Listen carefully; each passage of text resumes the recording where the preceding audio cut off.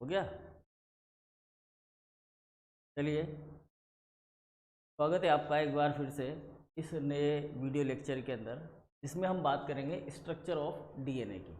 ठीक है, डीएनए की संरचना की बात करेंगे। अब यहाँ पर क्या है कि दो तरह के क्वेश्चन पूछे जाते हैं और इसमें गलती क्या हो जाती है, हमारे से सभी से गलती होती है इसके अंदर। क्वेश्चन आ जाए अगर डीएनए की संरचना का वर्णन करिए, क्या क्वेश्चन आएगा, डीएनए की संरचना का वर्णन करिए। ठीक है, तब तो ये जो हम पढ़ रहे हैं वो आपको लिखना है। ठीक है, और अगर क्वेश्चन आ जाता है डीएनए की वाटसन और क्रिक के मॉडल को समझाइए, डीएनए के वाटसन और क्रिक के मॉडल को समझाइए, डीएनए के वाटसन और क्रिक के मॉडल को समझाइए।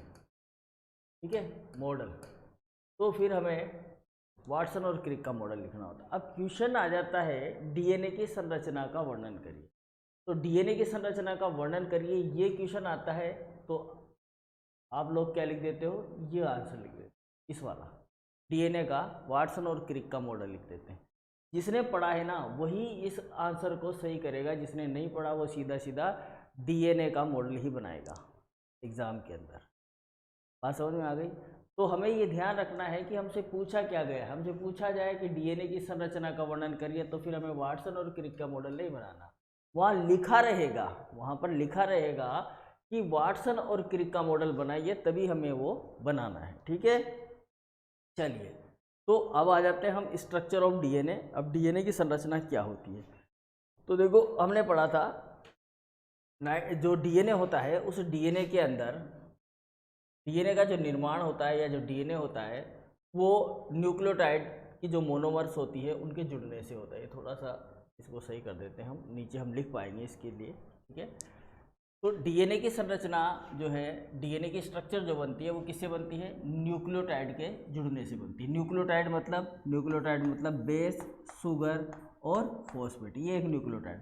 ऐसे बहुत सारे न्यूक्लियोटाइड जुड़ेंगे। अब ये बेस में क्या आएगा, जैसे एडेनिन, गुआनिन, थाइमिन, साइटोसिन, फिर एडेनिन, गुआनिन, थाइमिन, साइटोसिन, ये जुड़ गए है ना, ये जुड़ गए, जुड़ने से एक स्ट्रक्चर बनी, एक संरचना बनी, इसे क्या कहते हैं हम।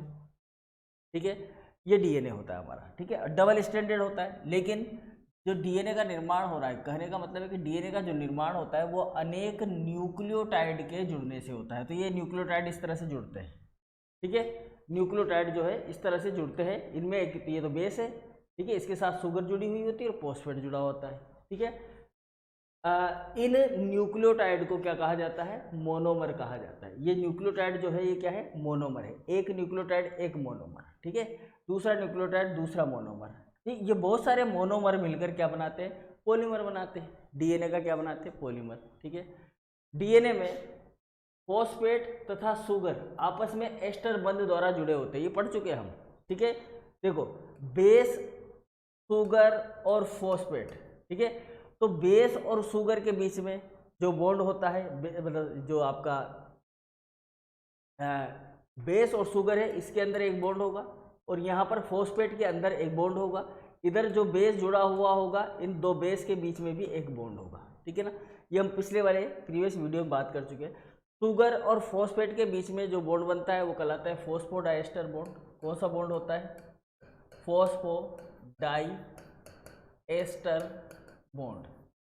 कौन सा बॉन्ड होता है भाई, फॉस्फोडाइएस्टर बॉन्ड। ठीक है, बेस और शुगर के बीच में जो बॉन्ड बनता है वो कौन सा होता है, ग्लाइकोसिडिक बॉन्ड। कौन सा बॉन्ड होता है, ग्लाइकोसिडिक बॉन्ड।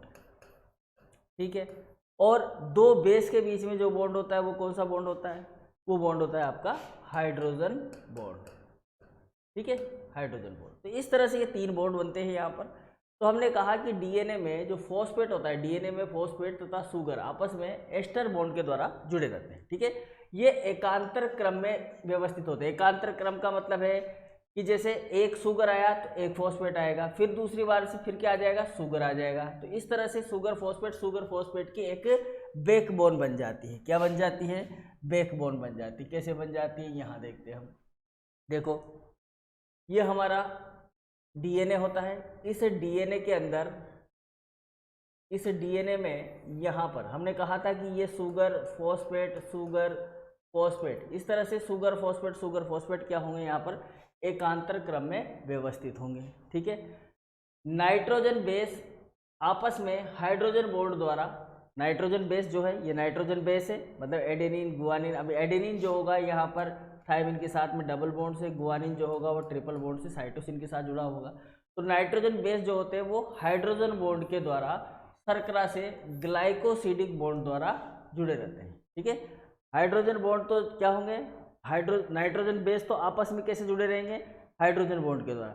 लेकिन जो बेस होगा, ये जो बेस होगा, मतलब ये जो बेस होगा ये शुगर के साथ में कौन सा बॉन्ड बनाएगा, ग्लाइकोसिडिक बॉन्ड। क्लियर बात समझ में आती है। चलिए, नाइट्रोजन बेस एक दूसरे के ऊपर चट्टे के रूप में व्यवस्थित होते हैं। नाइट्रोजन बेस एक दूसरे के ऊपर, जैसे यहाँ पर देखो आप, यहाँ पर ये शुगर के साथ में जुड़ोगे बेस, तो यहाँ पर एडेनिन होगा, यहाँ पर मान लेते हैं गुआनिन है। ठीक है। फिर यहाँ पर आ गया साइटोसिन। तो एक दूसरे के ऊपर ऐसे स्थिरित रहेंगे। ठीक है। तो एक दूसरे के ऊपर चट्टे के रूप में व्यवस्थित होकर पॉलीन्यूक्लियोटाइड श्रृंखला का निर्माण करते हैं। तो इस तरह से एक न्यूक्लियोटाइड, दूसरा न्यूक्लियोटाइड, तीसरा न्यूक्लियोटाइड, एक हेलिक्स के अंदर 10 न्यूक्लियोटाइड होते हैं, तो ये एक पॉलीन्यूक्लियोटाइड श्रृंखला बन जाती है। इस तरीके से एक पॉलीन्यूक्लियोटाइड श्रृंखला का निर्माण होता है। ठीक है।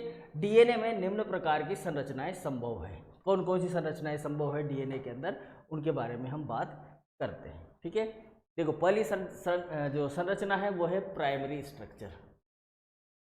डीएनए की संरचना में पहली जो संरचना है वो कौन सी है, प्राइमरी स्ट्रक्चर है। ठीक है। प्राइमरी स्ट्रक्चर क्या होती है, देखो इसमें जो है इसमें जो न्यूक्लियोटाइड होते हैं वो आपस में 5 प्राइम तथा 3 प्राइम कार्बन अणु से फॉस्फोडाइएस्टर बॉन्ड द्वारा जुड़ते हैं। जो न्यूक्लियोटाइड होंगे वो आपस में जुड़े रहेंगे। इस तरह से एक स्ट्रक्चर बन जाएगी, एक चेन बन जाएगी। जैसे कि देखो कैसे होगा, यहाँ पर एक बेस है। ठीक है। ये बेस किसके साथ जुड़ेगा, शुगर के साथ में, और शुगर किसके साथ जुड़ेगी, फॉस्फेट के साथ में। ठीक है। अब फिर यहाँ पर एक और शुगर आ जाएगा, इस शुगर के साथ कौन जुड़ेगा, एक बेस जुड़ जाएगा, जैसे कि मान लीजिए गुआनोसिन है।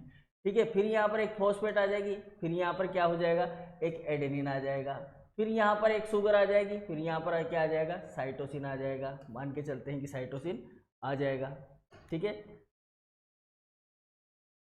तो यहाँ पर क्या आएगा, साइटोसिन। ये क्या हो गया भाई, कैसे ठीक है, साइटोसिन आ जाएगा। फिर यहाँ पर एक फॉस्फेट आ गया, फिर यहाँ पर एक शुगर आ जाएगा, और फिर शुगर के साथ में क्या जुड़ जाएगा, सॉरी यहाँ फॉस्फेट के साथ नहीं जुड़ेगा, यहाँ पर शुगर के साथ जुड़ता है ना, फॉस्फेट के साथ नहीं जुड़ता है, गलत जोड़ दिया था, कोई दिक्कत नहीं है, समझ में आ रहा है। ठीक है। ये आ जाएगा, यहाँ पर थायमिन आ गया। इस तरीके से एक श्रृंखला बन जाएगी। ठीक है। इस तरह से क्या बन जाएगी, एक श्रृंखला बन जाएगी। यहाँ पर मान लेते हैं फॉस्फेट है, यहाँ पर आपका एक शुगर है, यहाँ पर मान लेते हैं एक थायमिन तरीके से। ठीक है। या एडेनिन भी आ सकता है, कोई दिक्कत नहीं। तो फॉस्फोडाइएस्टर बॉन्ड द्वारा जुड़ते हैं। अब देखो ये जो शुगर और फॉस्फेट है इसके बीच में कौन सा बॉन्ड है, फॉस्फोडाइएस्टर बॉन्ड। यहाँ पर कौन सा बॉन्ड है, फॉस्फोडाइएस्टर बॉन्ड। यहाँ पर कौन सा बॉन्ड है, फॉस्फोडाइएस्टर बॉन्ड। ये कौन सा बॉन्ड है, फॉस्फोडाइएस्टर। ये फॉस्फोडाइएस्टर, ये फॉस्फोडाइएस्टर, ये सब फॉस्फोडाइएस्टर बॉन्ड है शुगर और फॉस्फेट के बीच में। ठीक है। तो इससे एक चेन का निर्माण हो रहा है, एक श्रृंखला बन रही है। इसमें श्रृंखला सार के प्रथम अक्षर द्वारा प्रदर्शित की जाती है। ये जो श्रृंखला होती है ना, ये सार के प्रथम अक्षर के द्वारा, जैसे कि ये थायमिन स्ट्रक्चर है। ठीक है। जिसका 5 सिरा लेफ्ट की ओर होता है। जैसे मेरा यहाँ पर क्या है, राइट कौन सा है, ये मेरा राइट है, तो ये मेरा राइट होगा, ये लेफ्ट होगा। तो ये यहाँ पर 3 प्राइम होगा इसका, और ये क्या होगा इसका, 5 प्राइम होगा, लेफ्ट की तरफ होगा, जिधर से मैं लिख रहा हूँ ना उस तरफ से। ठीक है। जिधर से लिखते हैं, जिधर राइट है वो 3 प्राइम है, और जिधर लेफ्ट है वो क्या है, 5 प्राइम है। तो 5 सिरा किधर होगा, लेफ्ट की तरफ होगा। ठीक है। तो अगर इस स्ट्रक्चर को लिखेंगे हम, तो यहाँ लिखेंगे ये 3 प्राइम है और ये इसका 5 प्राइम है। या फिर यूँ लिख सकते हैं आप, क्योंकि अगर इस तरफ देख के, जैसे मैं इस तरफ देख के बोल रहा हूँ, तो इधर मैं क्या लिखूंगा, 3 प्राइम, इधर क्या लिखूंगा, 5 प्राइम लिखूंगा। और अगर मैं इधर देख के लिख रहा हूँ तो मैं इसको 5 प्राइम लिखूंगा और इसको 3 प्राइम लिखूंगा। कन्फ्यूजन की जरूरत नहीं है, बस ये ध्यान रखना है, लेफ्ट सिरा जो होता है वो 5 प्राइम होता है, इतना सा ध्यान रख लेना है।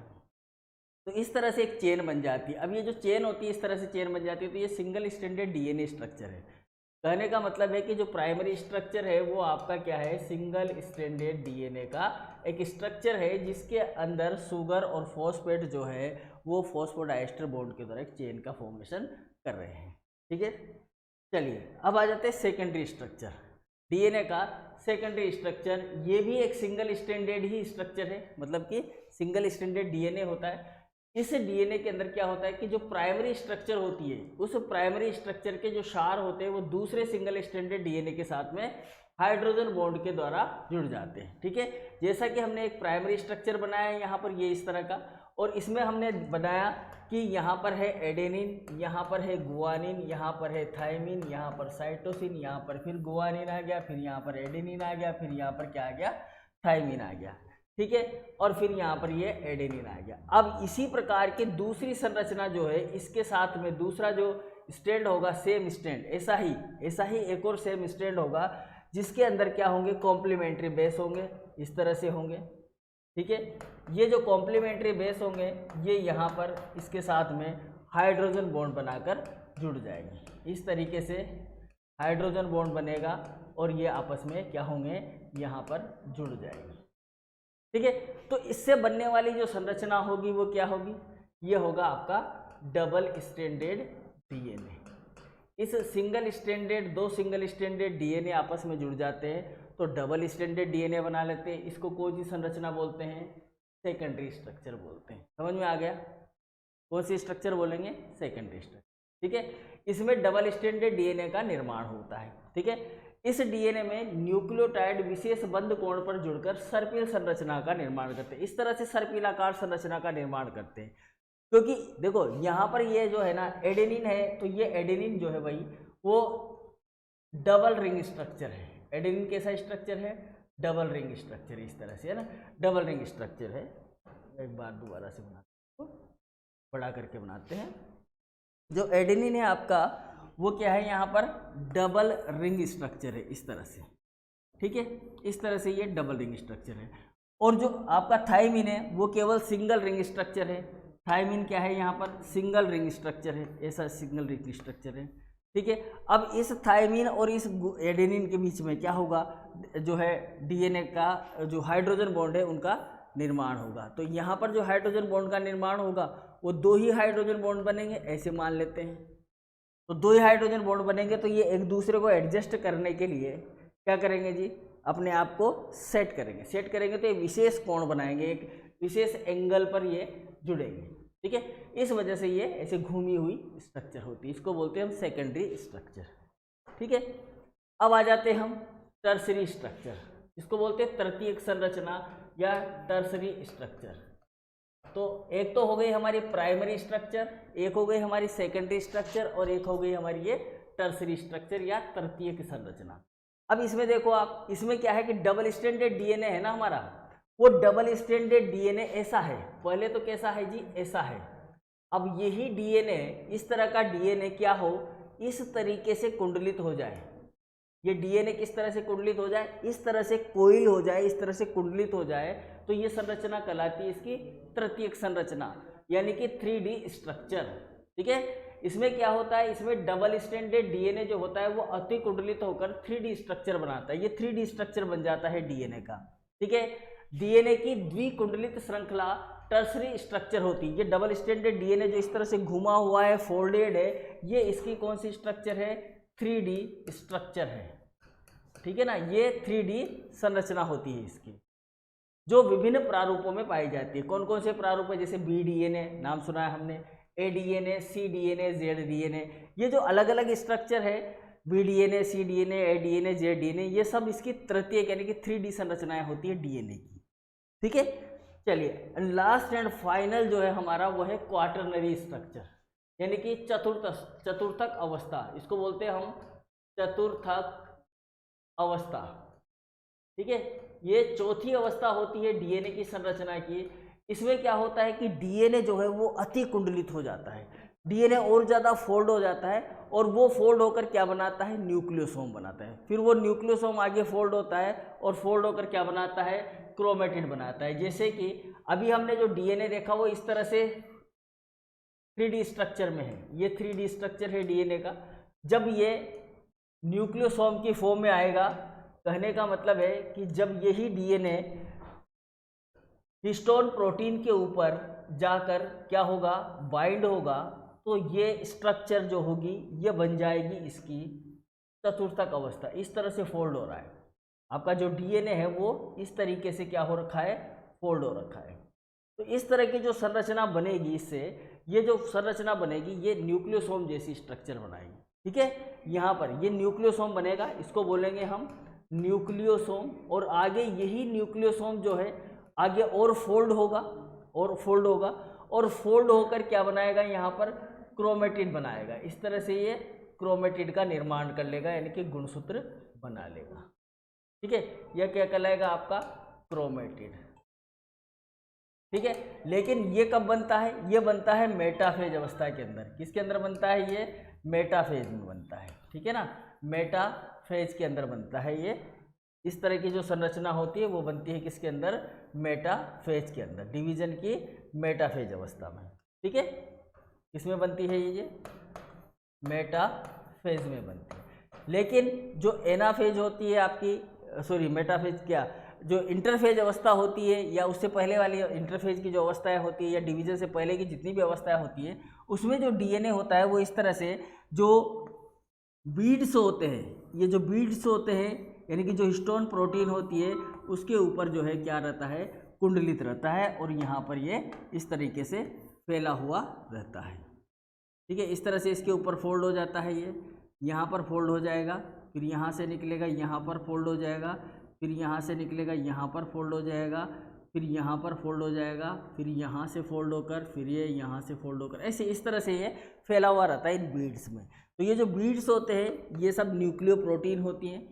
ठीक है, इन न्यूक्लियो प्रोटीन्स के ऊपर ये व्यवस्थित रहता है। ठीक है जी, समझ में आई बात। तो टर्सरी स्ट्रक्चर क्या होती है, टर्सरी स्ट्रक्चर ये तो है 3D स्ट्रक्चर। ठीक है, और ये है इसकी 4D स्ट्रक्चर। ठीक है, 4 डायमेंशनल स्ट्रक्चर हो जाएगी, पुनः अतिकुंडलित हो जाती है। ये जो 3D स्ट्रक्चर है ये इस तरीके से अतिकुंडलित हो जाता है, जिससे न्यूक्लियो प्रोटीन व न्यूक्लियोसोम उपस्थित होते हैं। न्यूक्लियो प्रोटीन भी यहाँ पर प्रेजेंट होगी और ये स्ट्रक्चर न्यूक्लियोसोम कहलाएगी। ये लूप बनाकर अतिकुंडलित संरचना का निर्माण करती है, जिसे क्या कहते हैं हम, क्रोमेटिन कहते हैं। तो ये जो स्ट्रक्चर हम देख रहे हैं ये है आपका क्रोमेटिन। क्या है जी, क्रोमेटिन। ठीक है, समझ में आया। तो इस तरीके से हमारे पास में 4 संरचनाएं होती है। एक बार फिर से हम रिवाइज कर लेते हैं डीएनए की संरचनाओं को। तो डीएनए की संरचना की अगर हम बात करते हैं यहाँ पर, तो डीएनए की संरचना में जो डीएनए की जो स्ट्रक्चर है, अगर ये क्वेश्चन आता है तो आपको किस तरह से सोल्व करना है। डीएनए की स्ट्रक्चर होती है 4 प्रकार की। पहली स्ट्रक्चर जिसको हमने बोला प्राइमरी स्ट्रक्चर। पहली स्ट्रक्चर क्या है भाई, प्राइमरी स्ट्रक्चर है। दूसरी स्ट्रक्चर क्या है, सेकेंडरी स्ट्रक्चर, आपकी सेकेंडरी स्ट्रक्चर हो जाएगी, सेकेंडरी। ठीक है, थर्ड स्ट्रक्चर क्या हो जाएगी आपकी, टर्टरी स्ट्रक्चर, मतलब कि थर्ड स्ट्रक्चर, या इसको बोलेंगे हम टर्शियरी स्ट्रक्चर। ठीक है, और चौथी स्ट्रक्चर हो जाएगी आपकी क्वाटरनरी स्ट्रक्चर, क्वाटरनरी स्ट्रक्चर। ठीक है, अब एक ही बार में इसको हम सोल्व आउट करते हैं। जो प्राइमरी स्ट्रक्चर है, उस प्राइमरी स्ट्रक्चर में जो डीएनए है वो कौन सा है, सिंगल स्ट्रैंडेड डीएनए है। ठीक है, और उसकी संरचना ये इस प्रकार की है, adenine guanine thymine cytosine, adenine guanine thymine cytosine adenine, इस तरीके की संरचना है। ठीक है, सेकेंडरी स्ट्रक्चर में आपका क्या है, डबल स्ट्रैंडेड डीएनए है, और ये डबल स्ट्रैंडेड डीएनए किस तरह से है, इस तरह से कुंडलित है। ठीक है, ये आपकी सेकेंडरी स्ट्रक्चर। टर्सरी स्ट्रक्चर की अगर हम बात करेंगे तो ये डबल स्ट्रैंडेड डीएनए जो है वो 3D स्ट्रक्चर में होता है। कौन से स्ट्रक्चर में होता है, 3D स्ट्रक्चर में। ठीक है ना, ये double stranded DNA 3D structure में होता है, यानी कि जो डीएनए होता है इस तरह से क्या हो जाता है, कुंडलित हो जाता है। ठीक है, और चौथी स्ट्रक्चर में जो डबल स्ट्रैंडेड डीएनए होता है वो न्यूक्लियोसोम का निर्माण कर लेता है, मतलब कि इस तरीके से जो न्यूक्लियोसोम होगा उसका क्या कर लेगा, वो निर्माण कर लेगा, न्यूक्लियोसोम बनाएगा और क्रोमेटिन बनाएगा। क्रोमेटिन। ये एक ही पन्ने में सारी कहानी हमने कह दी है यहाँ पर। ठीक है, तो आज के लिए इतना ही। नेक्स्ट क्लास में चर्चा करेंगे हम वाटसन और डीएनए के, वाटसन और क्रिक के डीएनए मॉडल की। ठीक है, थैंक यू, गुड बाय।